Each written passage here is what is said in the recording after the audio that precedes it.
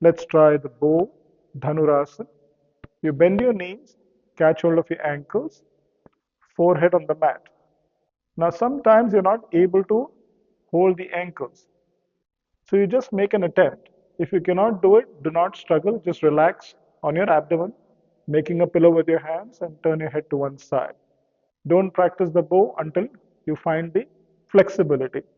Here, you want to separate your knees as much as possible for you to be able to hold your ankles.